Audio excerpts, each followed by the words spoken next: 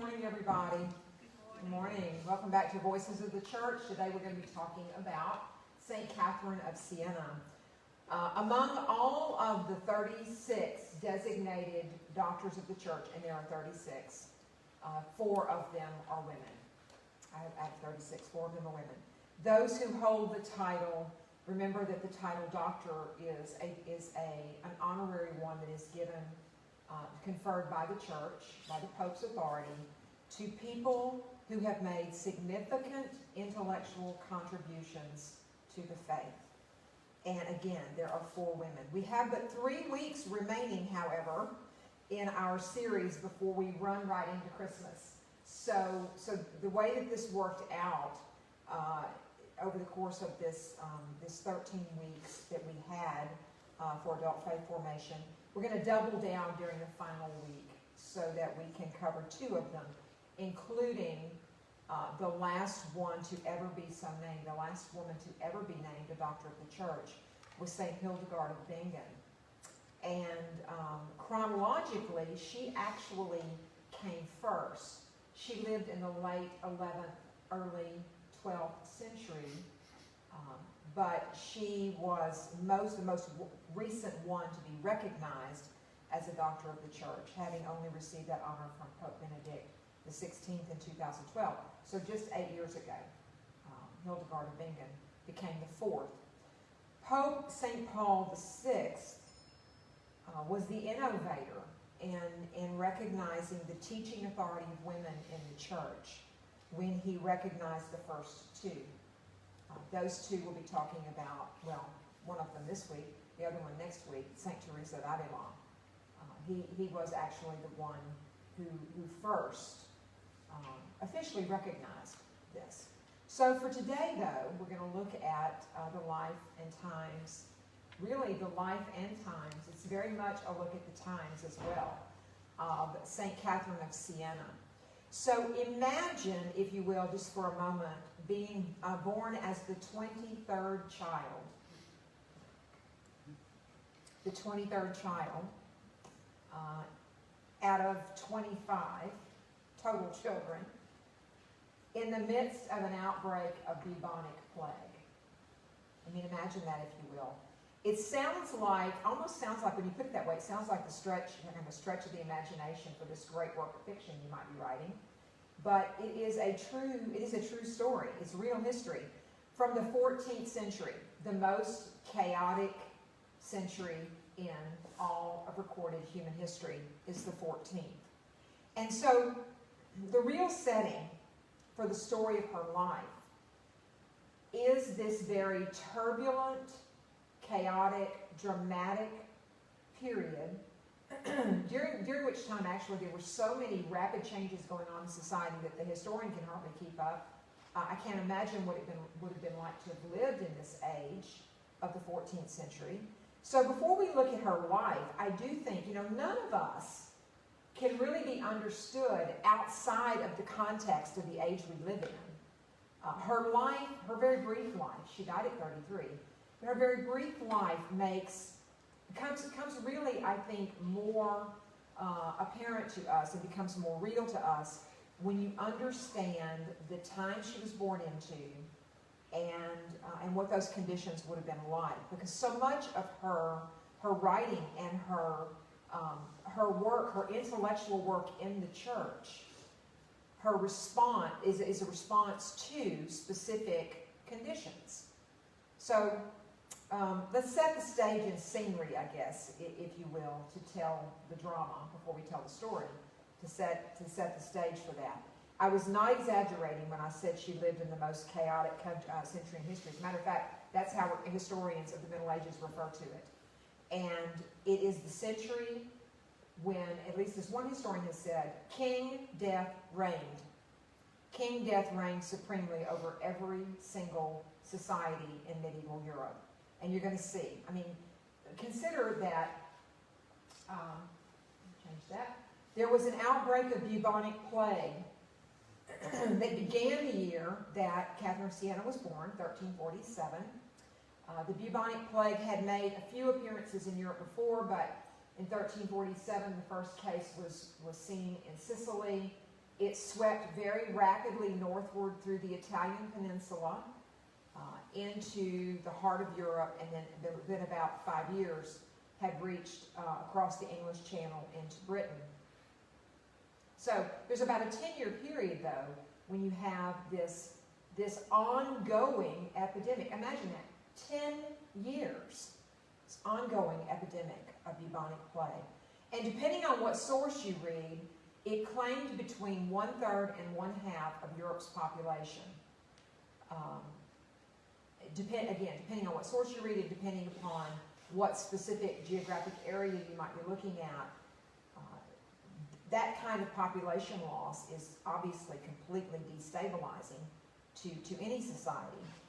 But it most affected, of course, bubonic plague disproportionately affected the peasant population, because they're the ones who have the poorest living conditions. They're the ones who don't bathe, who live in thatched housing, who bring their farm animals into their homes with them at night. And they are living in the most densely populated conditions, which is just perfect, of course, for plague to spread. And then there was war. It was war. Now, this doesn't affect, obviously, Siena or Italy directly, but you'll see it does have, I think, a pretty staggering, at least a staggering political, emotional effect there as well. The 100 Years' War, which is pretty epic conflict between England and France, when it began really in 1337, when King Edward III of England set out to claim the throne of France and provoked a war that really lasted about 130 years. But there are periods we take off for different reasons. There's a 10-year break, for instance, in the war because of the plague. And then there's another break in the war because you have an English king who's not particularly interested in pursuing it. But the 100 Years' War wiped out, think about it this way, if the bubonic plague disproportionately affected the peasant population, then you have the war that disproportionately affects the noble population. So you have entire noble families that are wiped out in some of these major battles, major conflicts of the 100 Years' War. And although, as I said, the war doesn't involve Italy directly, it's a war between England and France. It doesn't involve Italy, which is, of course, the homeland to St. Catherine. But it has a major economic impact on the papacy, okay? And that is what's important to her story. It has a major economic impact on the papacy due to reasons I think you're going to see in a minute, which then naturally affects the life and legacy of the woman we're going to talk about today. So yes, even though this is a war that doesn't affect Italy per se, her life was certainly shaped by it. Much of what she wrote, including what's in the reader that you may have already read, a letter to Pope Gregory XI, is shaped by conditions wrought by the 100 Years' War. And then there's also something really interesting going on in the 14th century that's a climate change. Yes, you heard that correctly. A climate change that was going on in the 14th century. Over the course of the century, what we think happened, actually this has a little name we give to it. It's called the Little Ice Age, that spanned really from about the beginning of the 14th century into, actually, I think you can trace it all the way into maybe the beginning of the 17th century. But it's most acutely seen in this 14th century period, the Little Ice Age. And what we think happened is that the average daily temperature dropped about 1 to 2 degrees over the century. And how do we know this? I mean, people weren't registering temperatures in the 14th century. People weren't phoning their local television station with their temperature recording at their village. So how do we know this? Well, we know this because one of the most important records that was kept in any village, usually by the monastery, but one of the most important chronicles we have of the entire Middle Ages is the record of the harvest. Why? Because people depended upon the harvest. They depended upon having a healthy crop to eat for the next year. So this little ice age, what we think happened again is that the average daily temperature dropped just a little bit, not significantly. 1 or 2 degrees doesn't sound like a lot, until you consider that what that means is that you have, that's the difference. 1 degree is the difference between 33 degrees and 32 degrees. So what we see, we think, is that there are later frost in the spring and there are earlier frost in the fall, which means that the growing season is shortened. And we know this because there are multiple years in a row on the record as producing very poor harvests. And this is something that's kind of a phenomenon across Western Europe. And sailors even reported seeing chunks of ice, for instance, in the sea as late as May and June. And so we know that there's something interesting climatically going on there. So we've got these 3 things. And the little ice age, by the way, contributes to widespread famine. So we have plague, we have war, and we have famine. And then, of course, there was the crisis in the Christian church, which was no small thing. And you really can't look at any of these things without the others. I think it's the reason that that when you look at that transitional century, you see the ending of an age and the beginning of a new one. Because of the population loss that Europe suffered, feudalism ends in many areas. The Christian church, which was in major need of reform, is going to be affected in a way by these events that eventually force that. It's of course what ushers in the Renaissance. Italy being on having been on the first to be affected by the plague, for instance, they're the first to recover. And Italy being economically prosperous is going to be the leader in the Renaissance. So there's good and bad in here is what I'm saying. But the crisis in the Christian church, again, you can't separate really from this. First with an event we call the Babylonian captivity of the church.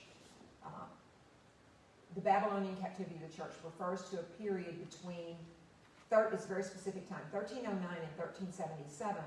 It began in 1309 when Pope Clement V, who was a cousin of the French kings, moved the papacy from Rome to France, to Avignon in France. I mean, can you imagine this today? How scandalous this would be for the papal headquarters? He is the Bishop of Rome. And he moves the see of Rome, essentially, all of its administrative headquarters, to Avignon in France. And it remained in France until 1377. And that's where Catherine enters the story, you see. Obviously, she was a woman who was, if you've already read the letter, you know, she was greatly troubled by this, greatly troubled. Because with the papacy being in Avignon, it brings about a lot of corruption, there's a lot of scandal at the papal court in Avignon.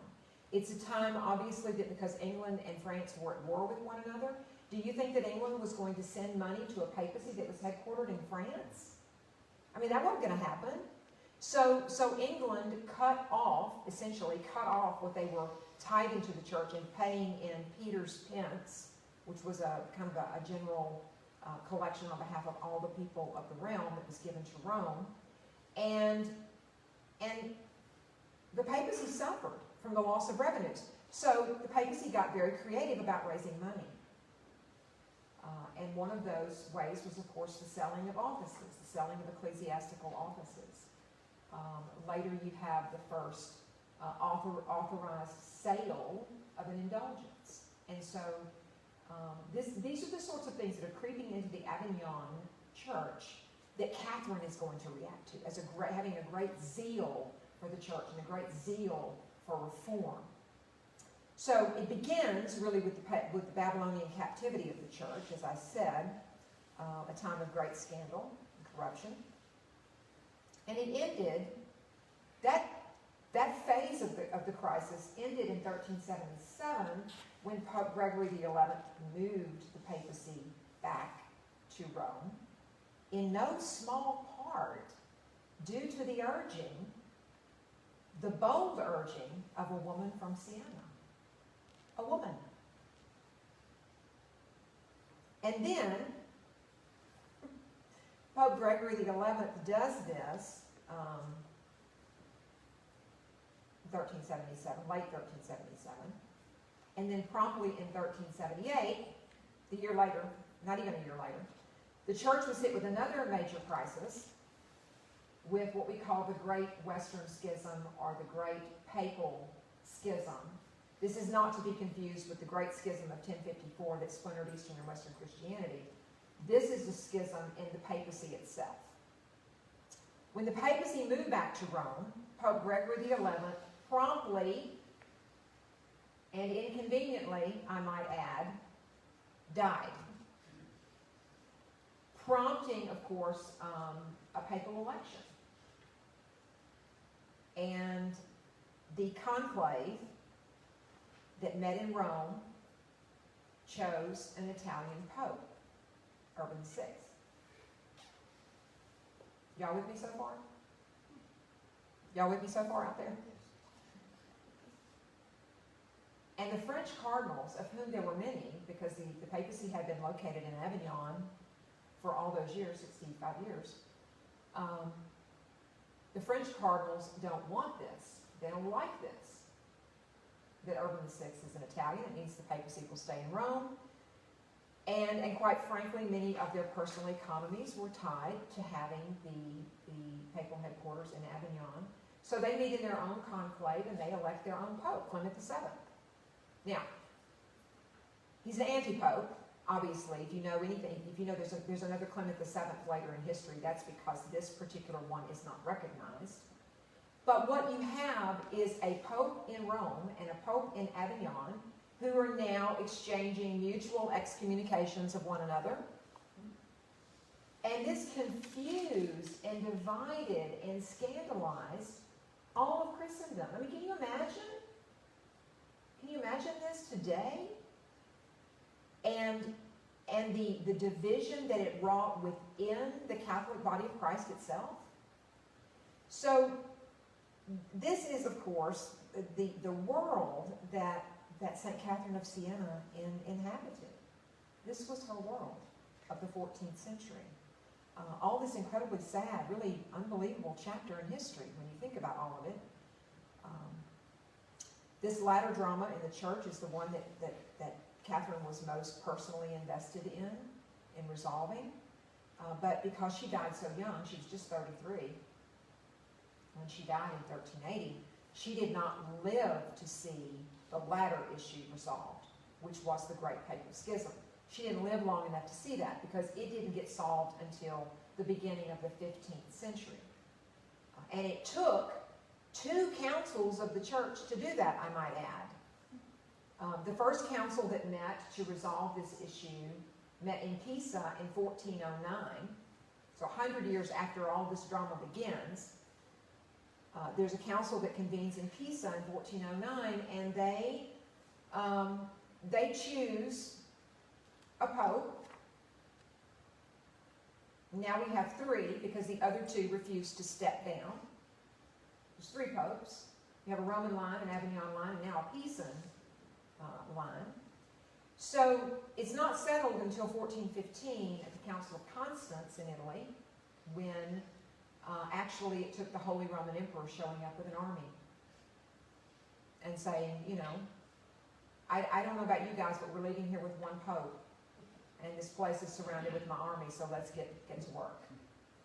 And that produced, of course, Pope Martin V, and that resolved the entire schism. But think about the damage that was done to the body of Christ in all of this. And that's what Catherine thought about. That was her greatest grief, is this terrible time of uncertainty and division among Christians. Plague, war, famine church in crisis. To many people, this would have seemed like, well, certainly, if you think about the pale rider being death, right? If you want to go to the book of Revelation, could be the four horsemen of the apocalypse, as described in the book of Revelation. And this is, as I said, that framed the very brief life of this remarkable woman, St. Catherine of Siena, doctor of the church. So, she was born in the year 1347, as I said, during an outbreak of the plague, the year actually the plague arrived in Italy, although it probably had not yet reached Siena because it first appeared in Sicily, and then you can sort of track it geographically up the Italian peninsula. Probably did not reach the town of Siena that year, Siena being about 200 kilometers north of Rome. And as I said, she was the 23rd child born to her parents, although of course many died in infancy or in early childhood, which was the norm. Her mother sort of defies the odds. Yes, her story, Catherine's story is absolutely fascinating, but I wish we knew more about her mother. She defied the odds, having 25 children. Consider that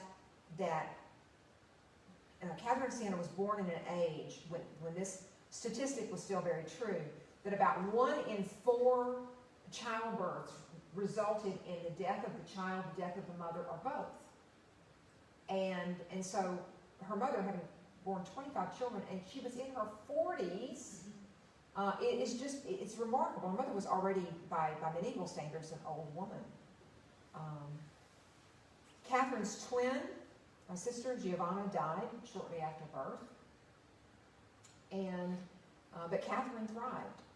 So most of the details of her life come from the same source.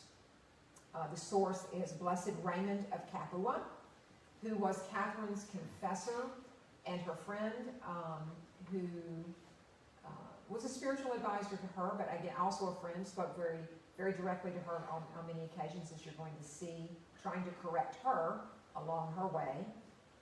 They shared a great zeal for the restoration of the church during this time of great crisis. They shared a zeal for the reformation of the papacy. Now, he went on to eventually become the Master General of the Dominican Order. He was a Dominican.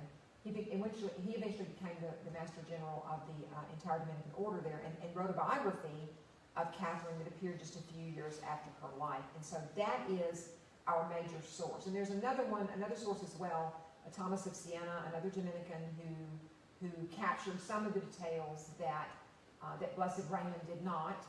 But between the two of them, we can put together a really good composite of her life and know a great deal about her. She is considered one of the great mystics of the church. And I want to explore that term, if we can, just for a minute. What does it mean when you say someone was a mystic, or what do we mean by Christian mysticism? Mysticism it's not a teaching, it's not a doctrine of the church. It is more a way of life and an approach to prayer and contemplation. It's very personal. It comes from a Greek word that actually means to conceal. So when you describe someone who is a mystic, it has come to mean the exploration of that which is hidden through deep contemplation, deep personal contemplation, deep prayer. Something we're going to be talking about again a little bit more next week when we look at St. Teresa of Avila, also a great mystic, who gives us even gives us like a how-to manual in her interior castles. That's what she gives us, is a how to pray if you want to achieve this level of this depth of contemplation. So the word mystic in Christian history, it's often been manifested in some pretty, dramatic ways, visions. People who are gifted with the stigmata, for instance, these are usually mystical figures. But as far as and St. Catherine, by the way, had both of those. The visions that she began to experience, she was very young. Depending on which of those two biographers you read, she was either 5 years old or she was 7 years old when she had her first vision of Christ. And again, Blessed Raymond reported that this first vision happened, he says, at the age of 5. And he says from that point forward that she was determined to dedicate her life to the church, to its reform, to speaking and writing, and was not deterred by anyone's position, by the way, to speak and write boldly about it. But her mysticism, to me, this more personal aspect of her, which I think in many ways encouraged her and built her up to do the public work that she did. Her mysticism often took a special and practical form that we can actually learn from. She said this, quote, "Build a cell inside your mind from which you can never flee." And then she goes on to give the description of the cell. And again, I'm going to be talking about this next week when I'm going to draw some parallels to St. Teresa of Avila's interior castles. She does the same sort of how you do this in your mind, how you practically. She doesn't speak about it as something, esoteric or abstract. She tells you how to do it. St. Teresa does especially. So St. Catherine urged others to do this during times of trouble and conflict. And can we agree that there's no shortage of that? In the age in which she lives, there's no shortage of looking around and seeing social conflict and seeing times that are very, very troubling. So, she urges other people to do this. Not as an escape. Not as an escape. Not fleeing from the world, but going to Christ. A cell inside the mind. Now, by the time she was in her late teens, Catherine became a Dominican tertiary, third order Dominican, a lay Dominican. But she did always don the traditional black and white habit of the third order of St. Dominic, which is why you always see her shown this way. While she continued to live at home during some of her teenage years, she led a life of solitude and near complete silence in a small little corner of her room reserved for her. Although we do get the sense that she helped her household, she helped her parents, she helped out with her siblings. But she did later go to live in an isolated religious community briefly, about a year, a little more than a year. And that's important because that's where she learned to read. St. Catherine of Siena was a literate woman of the 14th century. And then she returned to Siena to a more public life. One of the most recounted stories of her life, and this is in both of those sources I mentioned, is that when she was a teenager, one of her sisters died in childbirth. And Catherine learned that her parents planned for her to marry her sister's widower. And she refused. She fasted and she prayed, and in an effort apparently to make herself less attractive, she cut off all of her hair in protest, probably also as a way of a protest, I think, as well. But unlike many young girls, as I said, of this era that she lived in, she was literate. And this is an incredible gift. It's an incredible gift for really anyone in the Middle Ages to have. I don't think we realize this, by the way, that the world as we understand it to be literate, where people are broadly, widely reading, that doesn't happen until the 18th century, the time of the Enlightenment. It doesn't happen, particularly in the 14th century, you've got a very, very low literacy rates, but among religious communities, obviously much higher. And so this was a great gift to her, to be able to do that. And as I said, learning to read for a girl was even not only not normative, but I would say that maybe in Italy at least, it was perhaps more common than elsewhere. So she also had that advantage going for her as well. At the age of 21, She experienced what she called a mystical marriage to Christ. And this is something that is related to us in pretty great detail by Blessed Raymond. The details of this mystical marriage seem somewhat odd and controversial to the modern mind. Her wedding ring was not gold, but Christ's own foreskin. She herself described it as a spiritual union with Christ that was bound this way. And as I said earlier, she did return to a more public life by 1374. Now, by now, she's 27 and doesn't have long to live. I mean, let's keep that in perspective. She died at 33. But at the age of 27, she began traveling throughout North and Central Italy, urging the general reform of the clergy, but also specifically urging the papacy to return to Rome. At this point, as I said, it had been located in Avignon now for about well over 60 years. And she saw this as the chief ill, the chief thing that had to be corrected in order for everything else in the church to sort of fall into line, reform-wise, that it had to begin at the top.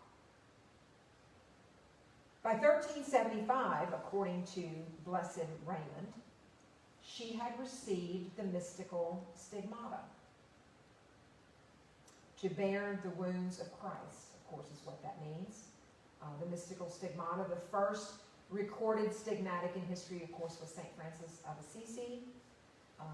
And, of course, that we have examples of this throughout history, leading right up into the 20th century with St. Padre Pio. The mystical stigmata. To bear the wounds of Christ. And it takes a lot of different forms throughout history that some people appear to have all the wounds of Christ, some people have only one or two, a few. But these wounds, in Catherine's case, these wounds were visible, she said, only to her. That she suffered from an invisible stigmata. She suffered pains in all of the places of her body where Christ was wounded. And she asked that this not be made visible to others. She wanted her suffering to be private. But those who knew her, including Blessed Raymond, attest to the fact that she suffered physically great pain from this.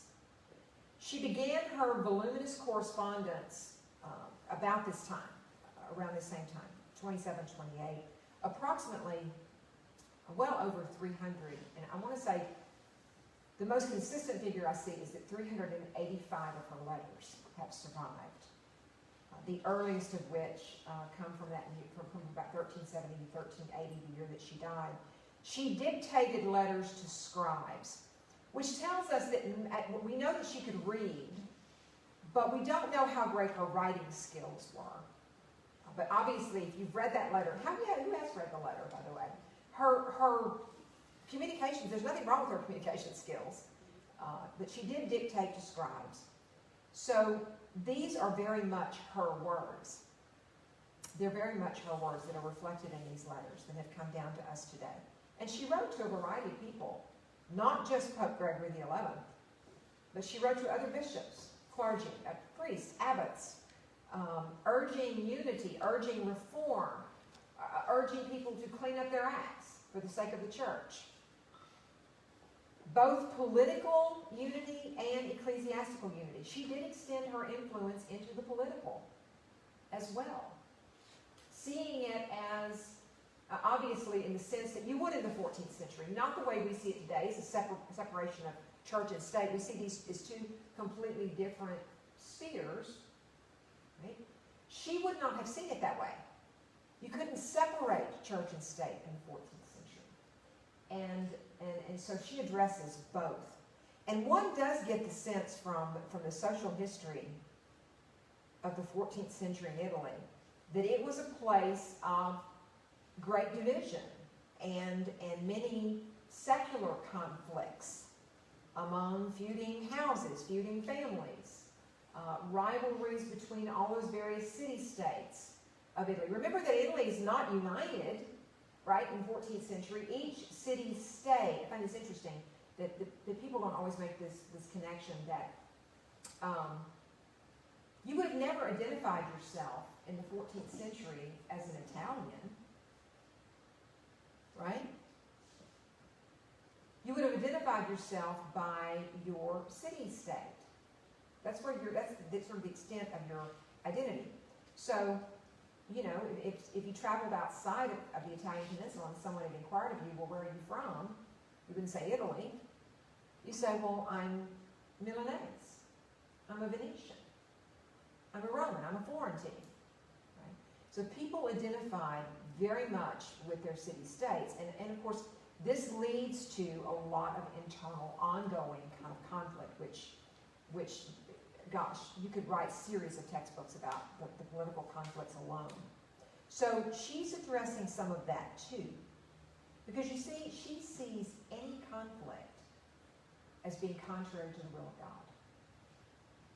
Any conflict.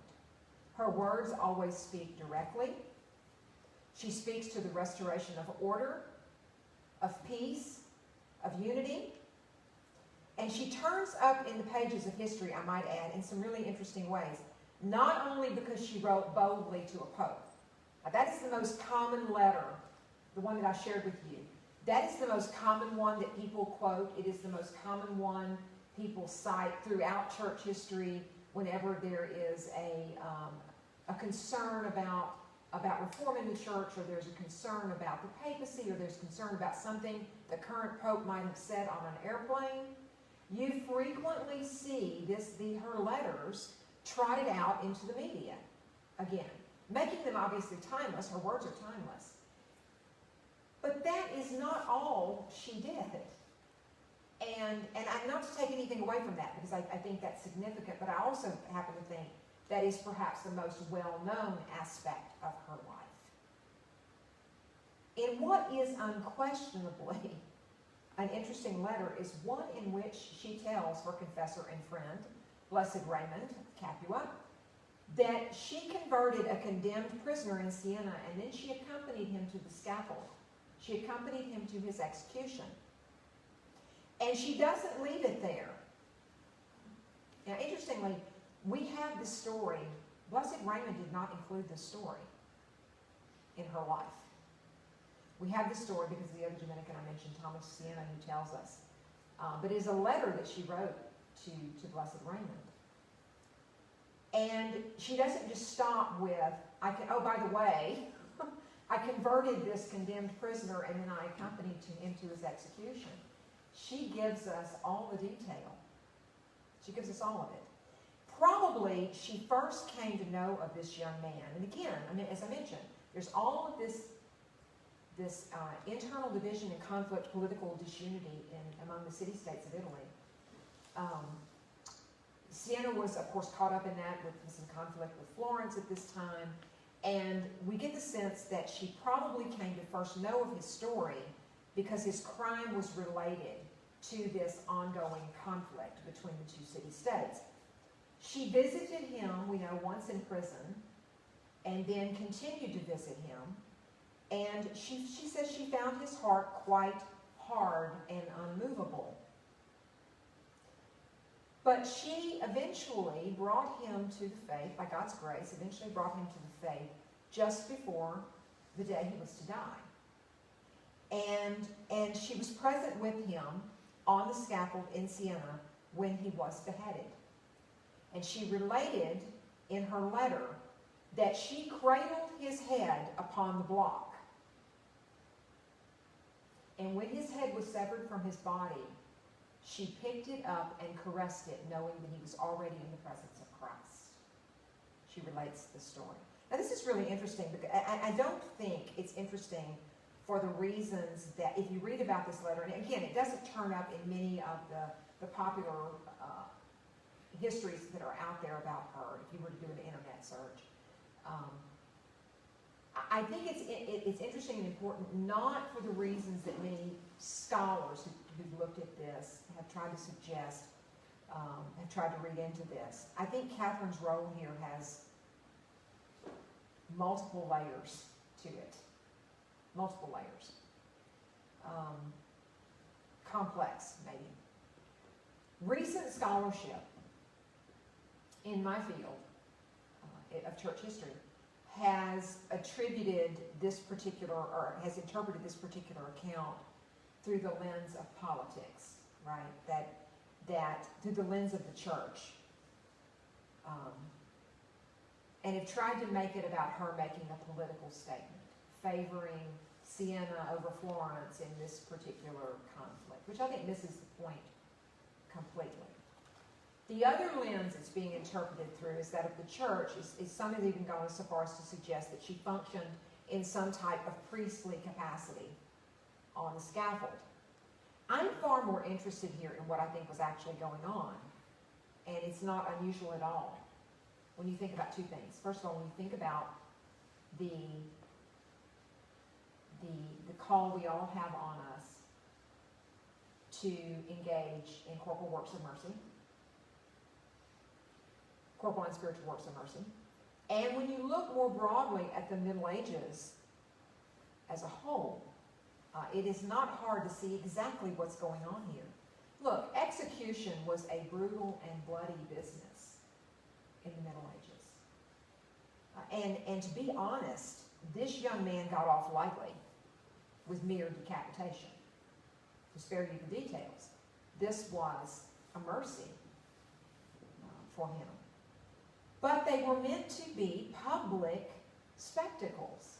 They were public and intended to be visible, intimidating, and mostly just retribution. A form of justice that falls far short of the ideal, which is a restoration of the order. That's what justice is supposed to be. Okay, it's a restoration of the order. You got following me a little bit here? Anybody following me?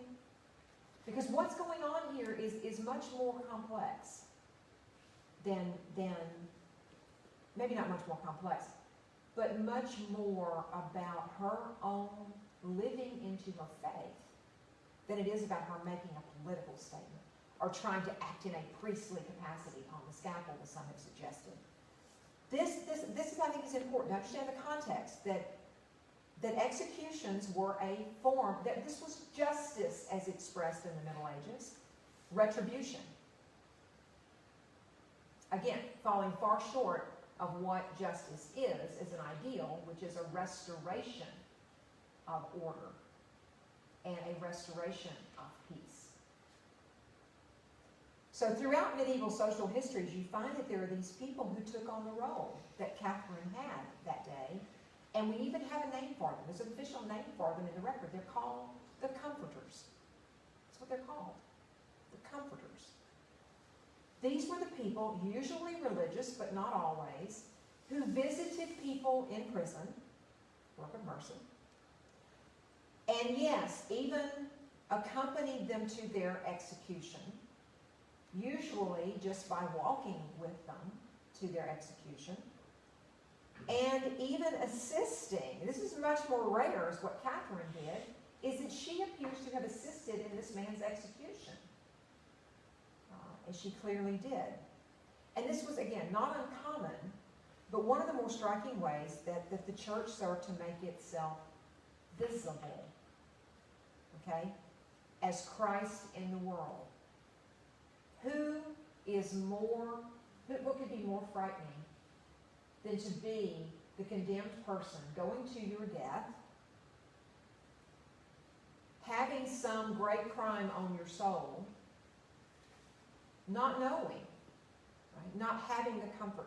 The church took on the role of this in many, many, many ways throughout the Middle Ages. It's one of the more beautiful aspects of medieval society that I think we overlook when we talk about all the corruption in the church, and people focus on what's going on at the highest levels, which was obviously this epic game of chess between men who wanted to be pope and claimed to be popes.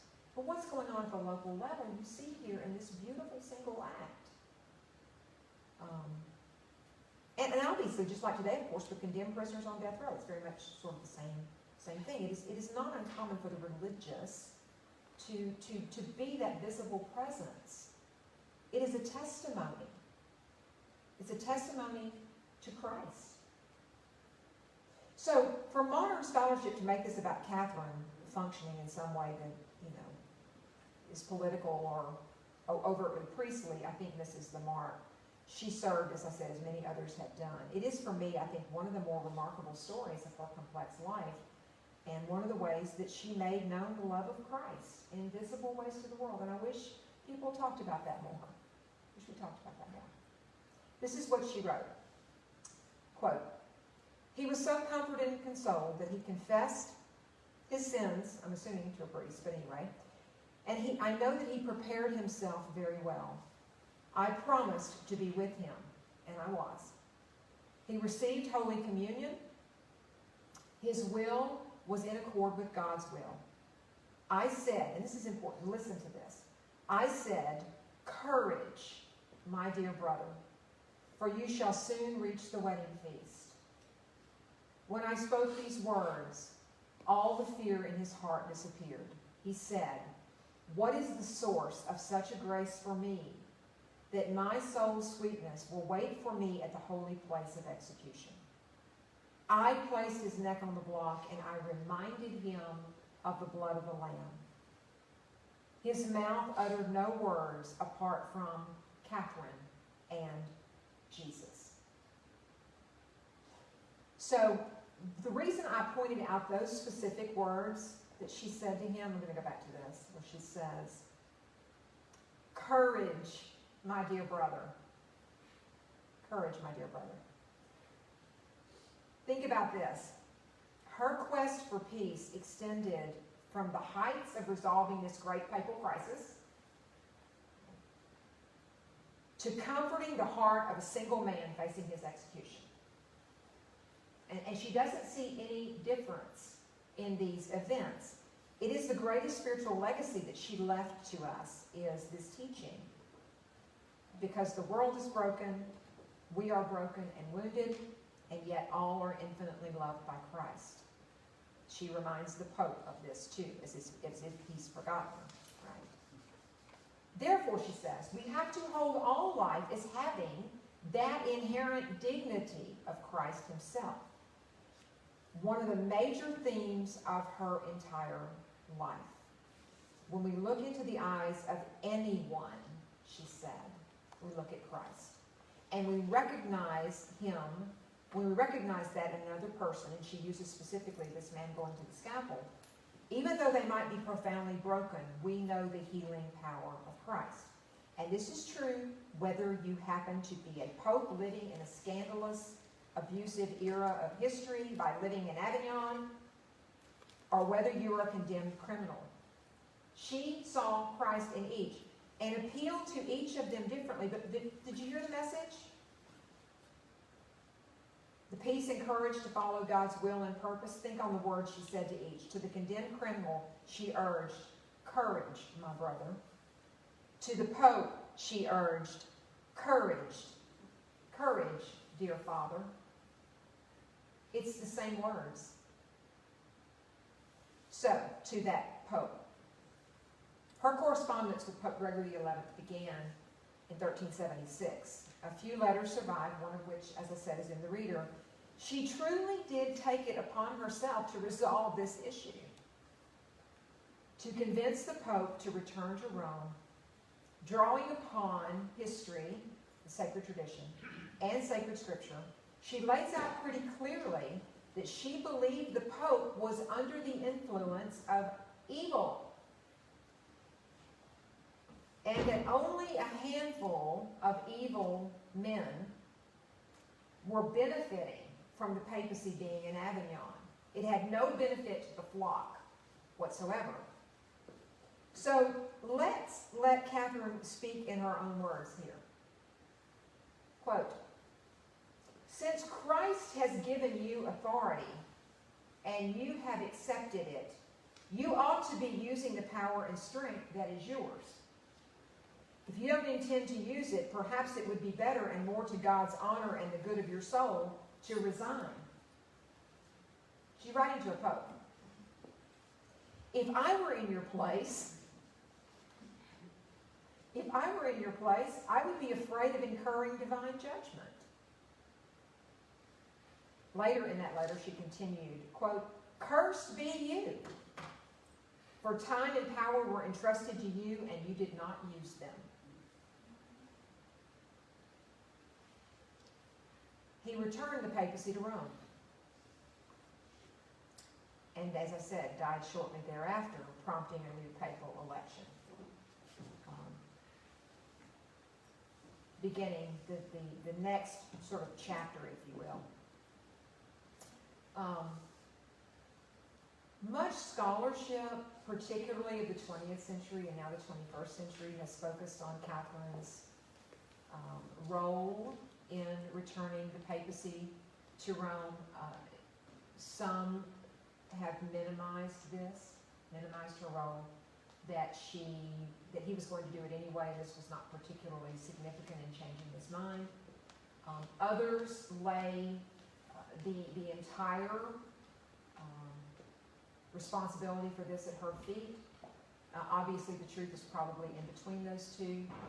Clearly, she had a role in shaping his thoughts, shaping his thinking. Clearly, she did. And to have her herself to have had the courage to speak as boldly as she did. We know that in November 1378, with the outbreak of this great Western Schism, with two popes now, Pope Urban VI summoned her to Rome. He clearly wanted her advice. He wanted her counsel.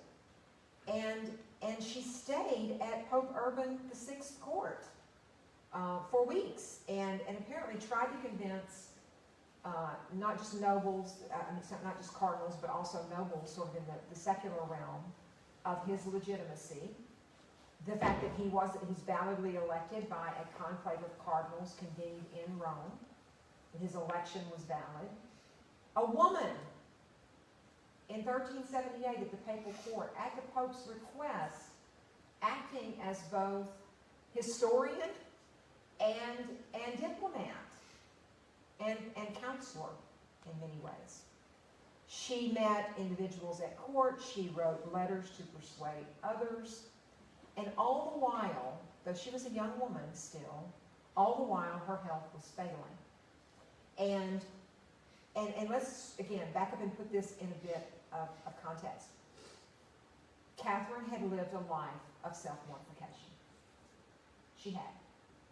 She did not, according to her confessor, who wrote this in a biography, he didn't know that she ever ate a meal, not a full meal. And there's at one point, her confessor, Blessed Raymond, ordered her to eat. He says this, "I ordered her to eat, to take care of herself. For the work she was doing building up the body, she needed her physical strength." She claimed that she was unable to. And in 1380, at the age of 33, she suffered what appears to have been a massive stroke. And Blessed Raymond immediately began a recounting of her remarkable life and work, as well as another Dominican I mentioned, Thomas of Siena. So quick were they to get her story compiled and together that you get the sense that this is someone they wanted to make sure that no one would forget. The visibility of their efforts ensured that so many of her letters survived, that we can read today, which again, so much of it is timeless to us today. In addition to her letters, she has an interesting, I do want to mention this, she has an interesting, more theological treatise that has survived. It's called the Dialogue. Sometimes you'll see it referred to as the Dialogue of Providence or the Dialogue of Prayer. Usually it's just the Dialogue. It's in 4 parts. She wrote about divine providence, discretion, prayer, and obedience. 4 different parts. And the Dialogue of St. Catherine is just that. It is a dialogue that a scribe recorded dialogues between her soul, Catherine's, and God. When Catherine would have these these periods that can only be described as ecstatic visions. That she would reach this contemplative level of prayer that was truly transcendent. And it was during these times that these dialogues were documented. It makes an interesting read, and again, particularly if you pair it with Saint Teresa of Avila, who we'll be talking about next week, and her interior castles. You really get a great sense of the depths of both of these women, their intellects and the inspiration of their contemplative approach to the Christian life. Its message is straightforward, by the way, that message of those dialogues. The soul cannot know God without prayer and the sacraments. It's pretty straightforward. The Christian must make prayer the priority. That's the secondary message there. It is communication. She said that God desires our union with Him, and that is the only way. Prayer and the sacraments is the only way that we can have that union. These dialogues, again, are pretty easy to read, and I want to close here with a sample from one of these dictated sessions, if you will, these dialogues. It's a little bit of, not too lengthy a quote, but it makes a point that I think we can leave on with a great understanding of her. Quote, "It is very pleasing to me, dearest daughter, the willing desire you have to bear every pain and fatigue, even unto death, for the salvation of souls. For the more the soul endures, the more she shows me that she loves me. Loving me, she comes to know more of my truth. And the more she knows, the more pain and intolerable grief she feels at the offenses committed against me." End quote. This intolerable grief at the offenses committed against me, this intolerable grief that she had when she saw the offenses in the church, inspired St. Catherine to live a life that, yes, led her to boldly speak to the Pope himself. Though undoubtedly, as I said, the most famous of her surviving correspondence, there is much, much more you might explore about her through other letters.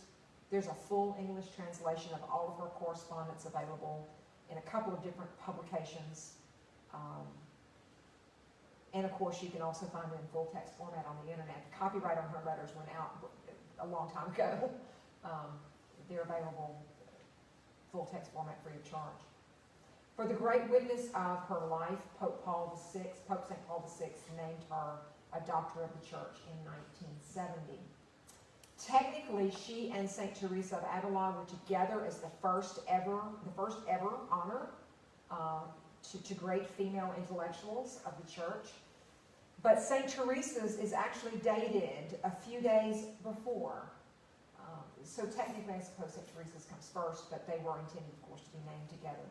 And next week, we'll be looking at another incredible story. A woman who made such significant contributions to the richness of our Catholic faith that she too is a doctor of the church. So until then, please stay well and thank you.